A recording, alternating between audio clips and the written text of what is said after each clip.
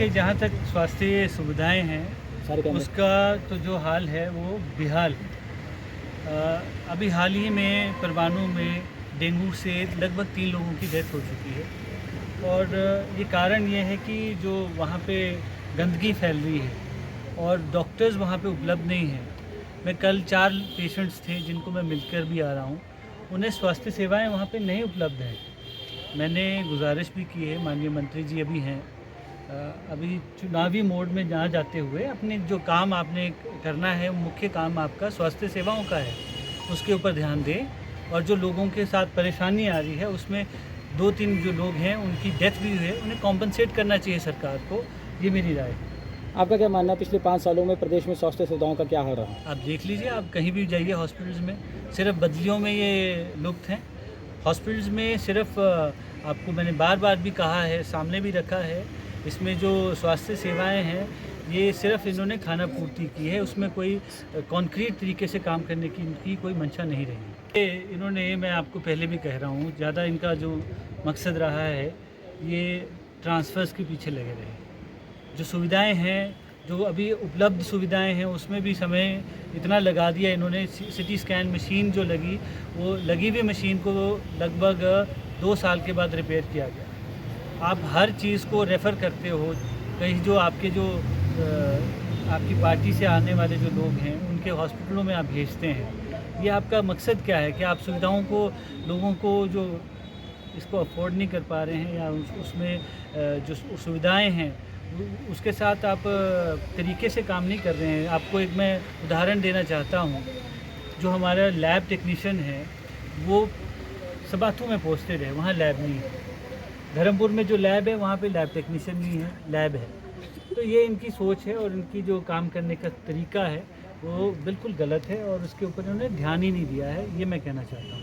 कांग्रेस कई धड़ों में बटी नजर आ रही है कसौली में, और आरोप प्रत्यारोप भी चल रहे हैं, दूसरी आक्षेप भी चल रहे हैं, क्या कहेंगे? देखिए, ये चुनावी वर्ष है, सब अपनी बातों को रखना चाहते हैं और मैं ये समझता हूँ कि प्रतिस्पर्धा होती है, एक अपना जोश होता है सभी में, इसमें कोई डिफरेंस नहीं मैं मानता हूँ। ये सभी लोग अपनी बात और अपना पक्ष रख रहे हैं, ये इसमें एक हिस्सा होता है, एक सियासत का एक हिस्सा है।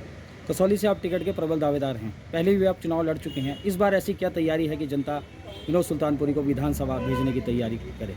देखिए, मैं कंटिन्यूसली काम करता आया हूँ और 24 वोटों से हारना, 440 वोटों से हारना, ये लोगों का मत रहा है, मैं उसे स्वीकार करता हूँ। और इस बार जब लोगों के पक्ष में, अपने पक्ष में बात करने के लिए जाएंगे, उनकी आशाएं हैं कि एक मौका विनोद को दिया जाए और उस आशा पे मैं खरा उतरना चाहता हूँ और इतने सालों से काम कर रहा हूँ, मुझे आशा भी है कि लोग मुझे अपना सहयोग दें। कसौली की जो सड़कें हैं वो बिल्कुल खस्ता हालत में नज़र आ रही है, पानी की व्यवस्था बिल्कुल नहीं है, तराई हो रही है और लेकिन पाइपें ज़रूर बिछाई जा रही है। देखिए, मैं लगभग हमारे पूरी कॉन्स्टिट्यूंसी में 560 गांव हैं। 560 गांव में लगभग 300 ऐसे गांव हैं जिसमें पानी की बहुत प्रॉब्लम है। ये कॉमन प्रॉब्लम आई हुई है।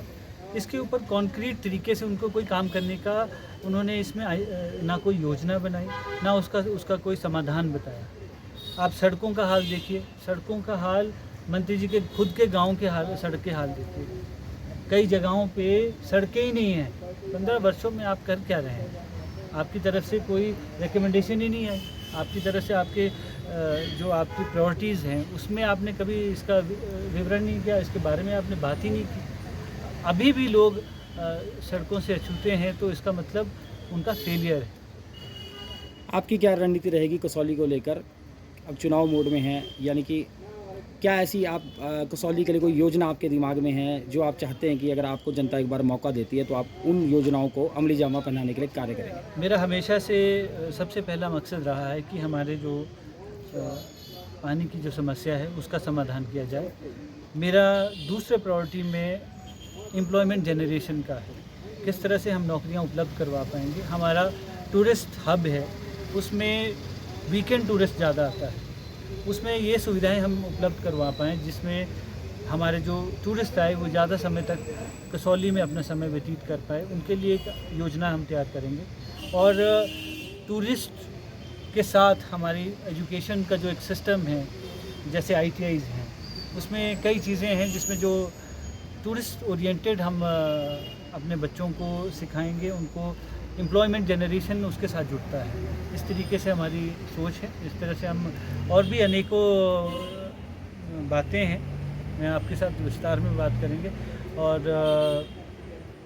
दूसरा ये है कि जो मंत्री जी अभी इतने समय से बैठे हुए हैं, एंटी इनकम्बेंसी इसलिए आती है जब आदमी काम नहीं कर पाता है। अब उन्होंने सब कुछ देख लिया है, विनोद एक मौका मांग रहा है, उसी के लिए मैं आपके सामने भी खड़ा हूँ।